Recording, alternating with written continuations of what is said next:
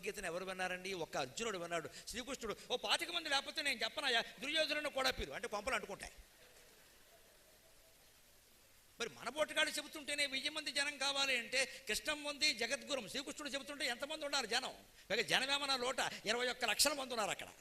21 లక్షలండి భారత సైన్యం. వాళ్ళందరూ రావచ్చు కదా, ఆయనకి పెద్ద పాపులారిటీ పెరిగేది. అదేం ఆలోచించాలా? అర్జున నువ్వు యుద్ధం చేస్తే చాలు, నీకు ధర్మం తెలిస్తే చాలు అని శ్రీకృష్ణుడు నిలబడి 18 అధ్యాయాలు 700 శ్లోకాలు ఏకధాటిగా చెప్పారు. కనీసం అర్జునుడు ఆయనకి 2 ఇడ్లీ తినిపించలేదు, టీ ఇవ్వలేదు, మధ్యలో మంచినీళ్ళ సీస కూడా పెట్టలేదు, ఎదురుగా మైకు లేదు. నేను శ్రీకృష్ణుడి కంటే అంత అదృష్టవంతుడిని. నాకు 2 సీసాలు పెట్టారు, ఇక్కడ పెద్ద మైక్ పెట్టారు, 100 మంది జనం ఉన్నారు. ఇంకేం కావాలి? శ్రీకృష్ణుడి కంటే మనం గొప్పవాళ్ళమా? చెప్పే విషయం మంచిదైతే అది మనసులో నాటుకునేలా చెప్తే, నిక్కచ్చిగా నిష్కల్మషంగా నిజాయితీగా మనం చెప్పేదాన్ని మనం ఆచరించి చెబితే ఖచ్చితంగా తెల్లారేసరికి భూమండలం అంతా వ్యాపిస్తుందండి. వాక్కు ప్రభావం అటు అది ఓంకారంలా ధ్వనిస్తుంది. మనం చేయకుండా, మనకి సంబంధం లేకుండా జనానికి నచ్చింది అని మాట్లాడితే పిచ్చి ఆలోచనలు అయిపోతాయి. రేపొద్దున మోసం బయటపడిపోతుంది. అందుకని అది లెక్క కాదు. ఇక్కడ మనం సముద్రంలా ఉండాలి తప్ప తరంగాల్లా ఉండకూడదు. అందుకని ఎప్పుడు సత్యజ్వాలను ధూమబంధనములు ఆచ్ఛాదించి షేధింపు. ఇప్పుడు ధనం అర్ధపురుషార్థం అండి. అర్ధపురుషార్థంలో ఎలా ఉండాలో పోతన గారు చెప్పాడు ఖచ్చితంగా. వ్యాప్తిం వందక వగవక ప్రాప్తించిన లేశమైన 10,000 తృప్తింజందని మనుజుడు సప్తద్వీపములనైన చక్కన్బడునే. వామన చరిత్రలో చెబుతాడు ఖచ్చితంగా.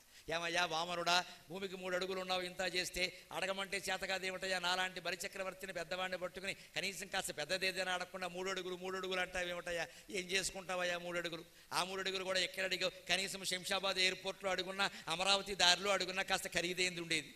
గజం ₹1,00,000 అక్కడ అడుగు ₹1,00,000 అడగబోయామంటే పాపం వామనుడు అన్నాడు, నాకు అవన్నీ వద్దండి, మనిషి ఆశాపరుడు కాకూడదు, మీరు ఇచ్చే 3 అడుగులు చాలు. ఎందుకంటే మనిషి ఎలా ఉండాలి అంటే వ్యాప్తింజందక, వ్యాప్తి కోరుకోవద్దండి పనిగట్టుకుని. ఇవాళ మొత్తం వ్యాపారాలు దెబ్బతినడానికి ఈ వ్యాప్తే కారణం. ఒక విద్యా సంస్థ పెడతాడు, ఒక్క చోటతో ఆగలేదండి. మొత్తం ఆంధ్రదేశం అంతా ఇవాళ 2 విద్యా సంస్థలే పరిపాలిస్తుంది. 2, మళ్ళీ 3వది కూడా లేదు. మేమే మేమే మేమే మేమే ఏమిటిది? మొత్తం విద్యా సంస్థలు నాశనమైనవి, విద్యా వ్యవస్థ నాశనమైంది. పోనీ వీళ్ళు ఏమైనా బాగు చేశారంటే ఏం లేదు. ఈ కాలేజీలో చదువుకున్న వాళ్ళు చాలామంది ఆత్మహత్యలు చేసుకుంటున్నారు. అక్కడే ఆ హాస్టల్లోనే సీలింగ్ ఫ్యానాయ విద్మహే చున్నీ కంఠాయ ధీమకి తన్నో చావు ప్రచోదయాతు అయిపోయిందంతే. ఆత్మహత్య చేసుకున్న వాడు ఫోటో పేపర్లో వేయండి, ర్యాంక్ రాగానే వేసేస్తాడు. పైగా ర్యాంకులు రాగానే విద్యార్థులనేమో వాటర్ ట్యాంక్ మీద నిలబడతాడు, టీచర్లనేమో సెప్టిక్ ట్యాంక్ మీద నిలబడతాడు. వాళ్ళ కర్మగాలింది. ఆ ప్రకటనలకు మనం మోసపోయి అదే అదే అదే అని చేర్చేసాం. మొత్తం రాష్ట్రం మొత్తంలో విద్యా సంస్థలు 2, 3, ఆసుపత్రులు 3, 4, సినిమాలు 4 కుటుంబాలు, మొత్తం మొత్తం మొత్తం మొత్తం ఏకస్వామ్యం, మనోపలి. ఇంకెవడూ బతకడానికి వెళ్ళలేదు. మంచి సినిమాలు లేవు.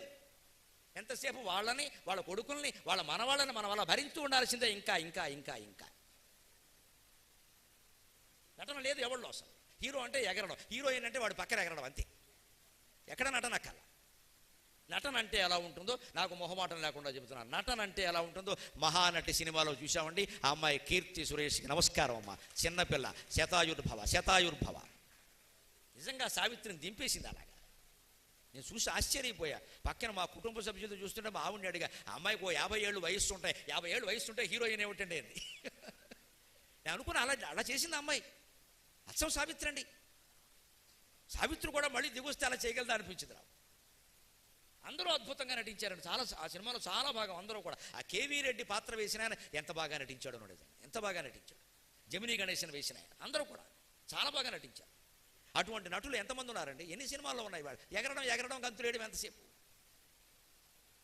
అందుకని వ్యాప్తి ఎప్పుడు సినిమా రంగంలో, రాజకీయ రంగంలో ఎక్కడైనా సరే 1 కుటుంబం 2 కుటుంబాలు పరిపాలించకూడదండి. రాష్ట్రాన్ని అందరికీ ప్రజాస్వామ్య పద్ధతిలో అన్ని కులాల వారికి, అన్ని కుటుంబాల వారికి పరిపాలించే అవకాశాలు రావాలి.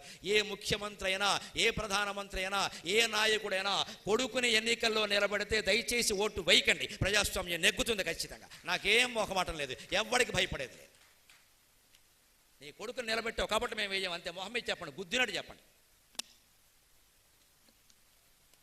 మా కొడుకులు లేరా, మనకెవరికి పిల్లలు లేరా అండి, వీళ్ళకేనా అండి యువనేత మంచం నేత ఓ దించేస్తున్నారు పట్టుకొచ్చి ఇక్కడ. ఎప్పటికీ ఆ కుటుంబాలే, ఎప్పటికీ వాళ్ళ పిల్లలే, మొత్తం రాజకీయాల్లో వాళ్ళే, సినిమాల్లో వాళ్ళే, అన్నింటిలోనూ వాళ్ళే. ఇక మనమే లేవు. మనం అడుగుతుందామండి ఇక్కడ, మనం వీళ్ళకి ఓట్లేయడం కోసం ఉన్నామండి ఇక్కడ. ఈ వ్యక్తి వంశ ఆరాధనాభావం నశించినప్పుడు నిజమైన వేదాంతం నిలబడుతుంది, నిజమైన భారతదేశం ప్రజాస్వామ్య స్ఫూర్తితో ఉంటుంది ఖచ్చితంగా. అది రావాలి ఖచ్చితంగా. ఈ మాటల వల్ల నాకు ఎన్ని ఇబ్బందులు వస్తాయో నాకు తెలుసు, కానీ కనకదుర్గాదేవి మొత్తం చూసుకుంటుంది, అనుమానం ఏంలా. నాకు ఆవిడ పరమ రక్షణ నాకు తెలుసు, నేను ధైర్యంగానే మాట్లాడతాను. ఆవిడ విగ్రహం చూడండి ఒకసారి, ఎంత చక్కని విగ్రహం పెట్టారు సునీల్ గారు ఇక్కడ. దాని తాత్పర్యాన్ని గమనించడమా, కింద పెద్ద పూలే, పైనేమో అమ్మవారా. అంటే కింద క్రౌర్యం పైన కరుణ, అది కనకదుర్గ. కింద క్రౌర్యం పైన కరుణ. కరుణామయమైన హృదయంతో నువ్వు ఉంటే క్రౌర్యాన్ని తొక్కి పైన కూర్చోగలవు, అది కరుణ గొప్పతనం ఖచ్చితంగా. అందుకే నాకు ఇందాక దాన్ని చూడగానే ఆశువుగా పొంగింది పద్యం. ఇది చూశాక చెబుదామని ఆగా అమ్మవారిని దండం పెట్టుకుంటే నేను అలా కవిని కదా, అవధారణి కదా, పద్యం రాకపోతే నేనేమంటే ఇక్కడ కనుము చిత్రమదియే, కనుము చిత్రమదియే, కరుణ కనుము చిత్రమదియే, గాండ్రించు పులి మీద కరుణ కాలి మీద కాలు మోపే. కనుము చిత్రమదియే, గాండ్రించు పులి మీద కరుణ కాలి మీద కాలు మోపే. కరుణ చూచనేని కనకదుర్గాదేవి, కరుణ చూచనేని కనకదుర్గాదేవి, విశ్వమెల్లా నీకు విజయవాటి.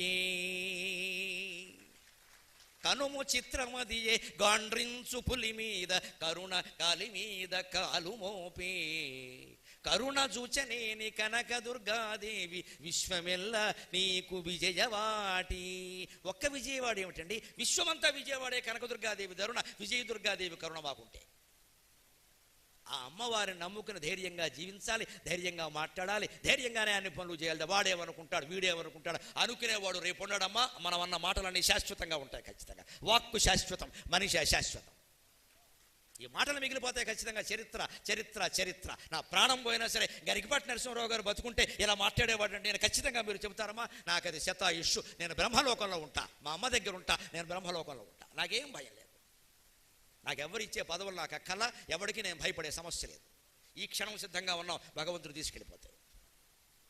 సత్యం సత్యం సత్యం, సత్యం కోసం మమ్మల్ని ప్రవచనం చెప్పమన్నారు, కానీ వాడిని వీడిని కాకాలు పడ్డానికి కాదండి ప్రవచనం.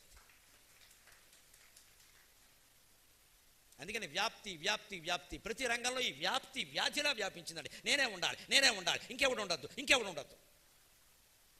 దానికి మొత్తం బమ్మెరపోతున్న భాగవతం ఉంది. వ్యాప్తించేందాక వగవక ప్రాప్తించిన లేశమైన 10,000. ఎందుకయ్యా వ్యాప్తి వ్యాధిలాగా వ్యాపిస్తున్నావు?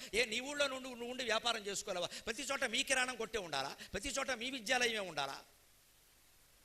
ఎందుకు శాఖలు పెడుతున్నారు? ఎందుకు బ్రాంచులు బ్రాంచులు బ్రాంచులు బ్రాంచులు పెంచుతున్నారు? ఒక్క బ్రాంచ్ పెట్టి చూసుకోలేరండి? వాళ్ళ పిల్లలకి అది సరిపోదండి? ఇంకెక్కడైనా పక్క ఊరు వాళ్ళు వచ్చి ఏమంటే మీ స్కూల్లో చాలా బాగుందండి, మీరు మా ఊళ్ళో స్కూల్ పెట్టండి అంటే, ఆ ఊళ్ళో నిరుద్యోగుల్ని ప్రోత్సహించి పెట్టించండి. ఎంత మానవత్వం నిలబడుతుందో, ఎంత మానవత్వం నిలబడుతుందో. మనం వెళ్ళి అక్కడ పెట్టేయడం అండి. మొత్తం 4 ఊళ్ళు పెరగగానే దున్నేయడం అండి. మొత్తం ఈ సంపాదన సొమ్మంతా పట్టుకెళ్ళి రాజకీయాల్లో పట్టుకెళ్ళి. అందుకని అంతిమంగా మనకి పదవులు పీఠాలు అంతే. మొత్తం ఈ సొమ్మంతా అక్కడ పెట్టాం. బట్టి ఏమైంది? బతుకు బండలైంది. వేళ బతుకు బండలైంది, చెప్తే బాగుండదు కానీ. అంటే దానికి విరుగుడండి భాగవత పద్యం. వ్యాప్తించెందక వగవక ప్రాప్తించిన లేశమైన 10,000 తృప్తించెందని మనుజుడు సప్త ద్వీపంలోనైనా చక్కంబడునే. వ్యాప్తిని కోరుకోకుండా నాకేమొస్తే అదే, ఏమొస్తే అదే, 10,000 ఏమొచ్చినా 10,000 అనుకోగలిగితే, అటువంటి తృప్తి లేకపోతే మనిషికి నెల్లూరు గూడూరు కాదమ్మా, మొత్తం భూమండలం అంతా రాసిచ్చినా సరిపోదు. ఇంకా ఆకాశం ఉంది కదండి, ఎప్పుడు ఇస్తారని అడుగుతాడు. ఇంకా ఆకాశం ఉందని వీడికి అది కూడా ఇచ్చేయట. అందుకే మనిషి ఎప్పుడు ఎలా ఉండాలో ఆముక్తమాదిలో కృష్ణదయాలు చెబుతారండి. డబ్బు విషయంలో మనం జాగ్రత్తగా ఉండాలి. కలియుగంలో చాలా జాగ్రత్తగా ఉండాలి. చిట్టుబండి కంపెనీల్లోనూ అగ్రి గోల్డ్, కనిష్క గోల్డ్ ఏమైందో మనకి తెలుసు అంత ఖచ్చితంగా. ఒక్కసారి మోసం జరిగిన తర్వాత అది ఎటువంటిదంటే, ఆ సొమ్ము గోడ కొట్టిన సున్నం అమ్మ, మళ్ళీ రాదు. అది గోడ కొట్టిన సున్నం. మోసపోకుండానే జాగ్రత్తగా ఉండాలి. వాడు ఎవడో వచ్చి మన దగ్గర డబ్బులు తీసుకుని 6 నెలల్లో రెట్టింపు, ఏడాదిలో రెట్టింపు అనగానే మనం పెట్టేసాం. వాడు ఏం చేశాడు? రెట్టింపే, సంధి వేరు, రెట్టింపు కాదు, రెట్ట ఇంపు. వాడు రెట్టేసాడు, మనకి ఇంపు అయింది. ఇక్కడ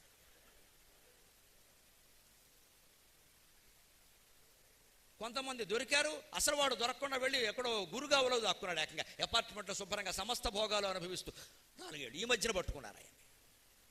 కొన్ని కుటుంబాల వాళ్ళు కొంతమంది తెలివితేటలు ఉపయోగించి మనం ఎందుకు మోసం చేస్తారండి? ఎందుకు తెలుసా? వర్షార్థమష్టౌ ప్రయతేత మాసాన్ దినార్థమర్థం దివసం యతేత వార్ధక్య హేతోర్వయసానవేన పరస్య హేతోరిక జన్మనాచ.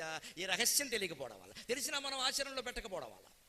కృష్ణదేవరాయ రామోక్త మాజిలో చెబుతాడు మనిషి ఏ విషయాల్లో జాగ్రత్తగా ఉండాలో. వర్షార్ధమష్టౌ ప్రయతేతమాసాన్. ఇప్పుడంటే ఉద్యోగాలు వ్యాపారాలు అన్నీ ఏవో ఉన్నాయి కానండి, పూర్వకాలం ఒక 100 ఏళ్ల క్రితం వ్యవస్థ మీరు చూస్తే వర్షకాలం ఎవరికి ఏ పనులు ఉండేవి కాదండి, వ్యవసాయాలు ఏమి ఉండవు. ఆషాఢం, శ్రావణం, భాద్రపదం, ఆశ్వీజం మీరు చూసుకోండి, సరిగ్గా అవే చాతుర్మాస్య దీక్ష, అవే ఆషాఢ శుద్ధ ఏకాదశి, మళ్ళీ కార్తీక శుద్ధ ఏకాదశి వరకు ఆ 4 నెలలు చాతుర్మాస్య దీక్ష. ఇంట్లోనే ఉండండి, నేల మీద పడుకోండి, ఒక్కపూటే భోజనం చేయండి, భార్యాభర్త కూడా ఎటువంటి సంపర్కాలు పెట్టుకోకండి, బ్రహ్మచర్యం పాటించండి, యోగనిష్ట అలవాటు అవుతుంది, మంచిదే అని ఎందుకు చెప్పారు అంటే వర్షకాలం అండి, ధాన్యం ఉండవు కదండి, అంతకుముందు పంట ధాన్యం తినాలండి. అందుకని కవి ఏం చెబుతున్నాడు అంటే వర్షకాలం సుఖంగా బయటికి వెళ్లకుండా ఇంట్లో కూర్చుని తినాలి అంటే 8 నెలలు దాచి సంపాదించిన ధాన్యం జాగ్రత్త చేసుకోవాలి కదా, లేకపోతే ఎక్కడి నుంచి వస్తాయి. అయితే వర్షకాలం ఇంట్లో కూర్చుని తినడం కోసం మిగిలిన 8 నెలలు సంపాదించింది జాగ్రత్త చేసుకో. అలాగే దినార్థం దివసం యతేత, పగలేదో ఉద్యోగమో వ్యాపారమో వ్యవసాయమో చేస్తామండి, రాత్రి ఇంటికి వచ్చి అలసిపోయి సుఖంగా భార్య ఆనందంగా చక్కగా కూర్చుని దేవుడికి నైవేద్యం పెట్టినటువంటి అన్నం మనకి పెట్టి, ఏమండి కష్టపడి వచ్చారు చాలా 2 ముద్దలు తినండి అని పెడుతుంటే చాలా ప్రేమగా తింటామమ్మా, హాయిగా పడుకుంటారు భార్యాభర్త, ఆనందంగా తెల్లారిపోతుంది. రాత్రి ఎందుకు సుఖంగా పడుకోగలిగారండి? రేపటికి ఇబ్బంది లేదు కాబట్టి, అంతేగా. అంతేకాని రేపటికి పొయ్యి మీదకి లేకుండా, పొయ్యి కిందకి లేకుండా అప్పుల్లో పడిపోయిన వాళ్ళు ఎవరైనా రాత్రి సుఖంగా పడుకోగలరా? భార్యాభర్త పక్క పక్కనే ఉండొచ్చు, ఇద్దరూ ప్రేమగానే ఉండొచ్చు, ఎటువంటి విభేదాలు లేకపోవచ్చు, కానీ ఏముండదండి. ఏమండి ఇలా అయిపోయింది ఏమిటండి, 10 లక్షలు అప్పుడు ఎప్పుడు తీరుద్దామండి అంటే ఏదో అవుతుందిలే అని అంటాడు. ఇద్దరిలో ఒకడు గుండెగిపోవడం ఖాయం. ఇంకా నువ్వు వయస్సులో ఉంటే ఏమిటి, అందంగా ఉంటే ఏమిటి, అనురాగం ఉంటే ఏమిటి, అన్యోన్యం ఉంటే ఏమిటో, ఆర్థిక సమస్యలు ఉన్నా కుదరదండి. అది ఆర్థిక సమస్యలు ఉంటే ప్రేమలు పనికిరావండి. ఇక్కడ ప్రేమ వల్ల ఆర్థిక సమస్యలు తీరవండి. ఆర్థికమే, దాని విషయంలో జాగ్రత్తగా ఉండాలి. అందుకే కృష్ణదేవరాయలు ఏం చెబుతారంటే రాత్రి మీకు సుఖంగా నిద్ర పట్టాలంటే పగలు కష్టపడి పనిచేసి దాచుకోండి అన్నాడు. వర్షకాలం 4 నెలలు సుఖంగా గడవాలంటే 8 నెలలు సంపాదించి దాచుకోండి. రాత్రి సుఖంగా పడుకోవాలంటే పగలు సంపాదించి దాచుకోండి. ఇంకో మాట చెప్పాడు, వార్ధక్య హేతోర్ వయసానవేన. వృద్ధాప్యంలో రిటైర్ అయిపోయిన తర్వాత కాలిమీ కాలేసుకుని ఈనాడు పత్రిక చదువుకుంటూ ఆదివారం పుస్తకం ఈ చివరి నుంచి ఆ చివరికి మొత్తం శ్రీధర కార్టూన్లు సహా చదివేసుకుంటూ చివరి వారఫలాలు సహా శుభ్రంగా చదివేసుకుని అన్ని నక్షత్రాలు చదివేసి సుఖంగా నవ్వుకోవాలి అంటే వార్ధక్యంలో వయస్సులో ఉండగా సంపాదించిన దాంట్లో 4 రాళ్ళు వెనవేసుకోవాలమ్మా. అగ్నిగోడ్డులో కాదమ్మా, నమ్మకం ఉన్న చోట వేసుకో. మనం ఎక్కడ దాచుకు బాగుంటుంది. వడ్డీలు కాసిపడి చేయకూడదమ్మా, వడ్డీలు కాసిపడి చేయకూడదు. వడ్డీ తక్కువైనా సరే బ్యాంకులో ఫిక్స్డ్ డిపాజిట్లు వేసుకుంటే కొంత నయం, బంగారం కొనుక్కొని కాపాడుకుంటే కొంత నయం. భూమి మీద పెట్టింది ఎక్కడికి పోదండి, భూమి మీద పెట్టింది ఉంటుందండి. ఎప్పుడైనా భూమి మీద పెట్టింది ఉంటుందండి. భూమిలో తేడా లేకుండా హక్కులు చూసుకుని జాగ్రత్తగా కొనుక్కుంటే భూమి ఎక్కడికి పోదండి. ఇప్పటికీ భూమి మీద అమ్ముకున్నవాడు ఎవడూ చెడిపోడండి. ఆ భూములు కొనొచ్చు, మన దగ్గర పెట్టుకోవచ్చు, అత్యవసరం వస్తే అమ్ముకుంటాం, లేకపోతే మనమే అక్కడ గుడిసె వేసుకుని ఆ గుడిసె పోగా మిగిలిన ప్రాంతంలో కందులో పెసలో పండించుకుని తింటామమ్మా. భార్యాభర్త అన్యోన్యంగా ఉంటే ఇబ్బంది లేదు. ఎకరం పొలం ఉన్నా చాలు, అందులోనే గుడిసేసుకుంటాం, అందులోనే పండించుకుంటాం, అందులోనే పండింది తింటాం. కానీ వార్ధక్యం బాగా గడవాలంటే వయస్సులో ఉండగా దాచుకోవాలి కదా. వయస్సులో ఉండగా రకరకాల అప్పులు చేసేసి బళ్ళు కొనేసి కార్లు కొనేసి, భార్యకో కారు భర్తకో కారు, కార్లు 2 ఉంటాయి కానీ పెట్రోల్ 2 ఉంటాయి కదండి. మరి పెట్రోల్ ఒకటి కాదు కదా, ఒక గొట్టం పెట్టి 2 కార్లు ఎలా కుదురుతుంది? దీనికి వేరే దానికి వేరే. మరి ఇప్పుడు పెట్రోల్ పెరగదా, ధరలు పెరిగితే ఏడుపు రాదా? అంచేత వార్ధక్య హేతోర్ వయసానవేన. వార్ధక్యం బాగా గడవాలంటే వయస్సులో ఉన్నప్పుడు సంపాదించుకోవాలి. ఇప్పుడు ఇంకో మాట చెబుతున్నాడు, వర్షకాలం 4 నెలలు సుఖంగా గడవాలంటే మిగిలిన 8 నెలలు సంపాదించి దాచుకో. రాత్రి సుఖంగా నిద్ర పట్టాలంటే పగలు సంపాదించి దాచుకో. వృద్ధాప్యం సుఖంగా గడవాలంటే వయస్సులో ఉండగా సంపాదించి దాచుకో. పరత్ర హేతోరిక జన్మనాచ మోక్షం. వచ్చే జన్మ మంచిది రావాలి లేదా మోక్షం రావాలంటే ఈ జన్మలోనే దాని గురించి ప్రయత్నం చేసి దాచుకో, అది నీకు మోక్షం. అంతేగాని ఈ జన్మ ఏం లేదు, ఇది అయిపోయిన తర్వాత చూద్దాం. వేదాంతోపన్యాసాలు మా ప్రవచనాలు వినేవాళ్ళు అండి, ముఖ్యంగా కొంతమంది ఉంటారు, మీరు ఎవరు మరోలా అనుకోకండి, ఎలా మాట్లాడతారో తెలుసా? మహానుభావులమ్మ గరికపాటి నరసింహరావు గారు 2 రోజులు ఎంత బాగా చెప్పారో అని ఇంత పొడుగు సాగదీయడం అండి.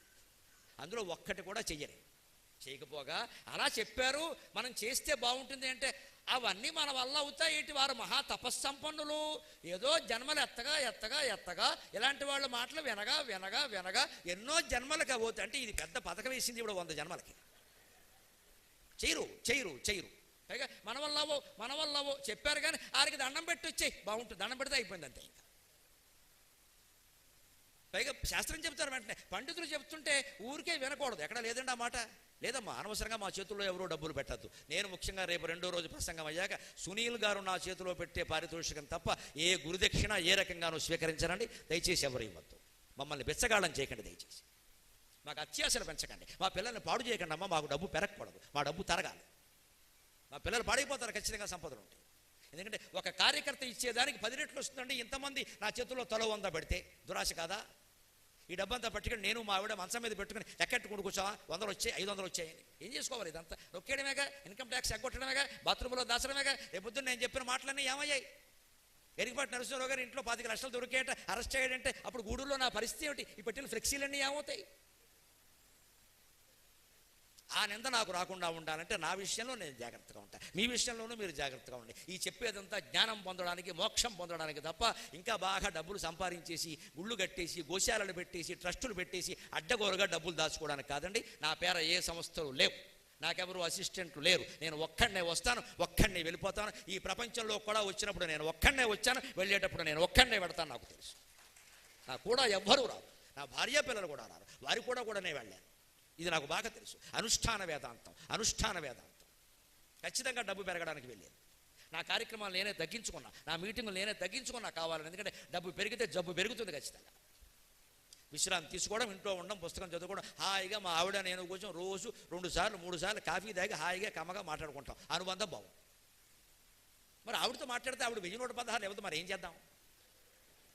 నేను అప్పుడప్పుడు అంటాను, నేను నీతో ఇంతసేపు మాట్లాడతాను, ఈ మాటలు వేదిక మీద మాట్లాడితే 10,000 ఇస్తారంట. మా ఇంకే పనే లేదు ఎక్కడ ఉంటుంది.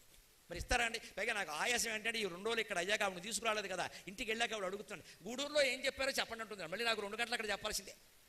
మరి ఇక్కడ చెప్పినందుకు సునీల్ గారు ఘన సన్మానం చేస్తారు, అక్కడ ఎవరు చేస్తారు? కాఫీ ఇస్తారు అంతే.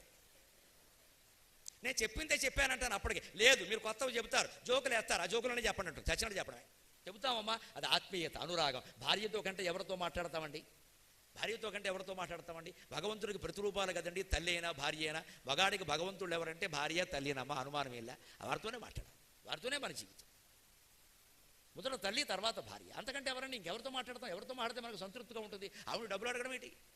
ఆ ఆనందం, దంపతులు కూర్చుని హాయిగా అలా కూర్చుని 2 గంటలు కబుర్లు చెప్పుకోవడంలో ఉండే ఆనందం 2000 సంపాదించడం లేదండి. ఇప్పుడేమో ఉద్యోగాలు చేస్తారు, మీరు బ్యాగ్ వేసుకుంటారు, వారో బ్యాగ్ వేసుకుంటారు, వారు 8ంటికి వస్తారు, వీరు 9ంటికి వస్తారు. వచ్చినప్పుడు కర్రీ పాయింట్కి వెళ్ళి వస్తారు, ఇంట్లో వర్రీ పాయింట్ అయిపోయింది. ఇక్కడ శనివారం లేదు, ఆదివారం లేదు, మాట్లాడుకుందుకు లేదు, సంపాదించిన డబ్బు అనుభవించడానికి లేదు. ఇంకెందుకండి ఇదంతా? అందుకని చెబుతున్నాడు, పరత్ర హేతో హేజన్మనాచ, పరజన్మ కోసం ఈ జన్మలోనే సంపాదించుకో ఖచ్చితంగా.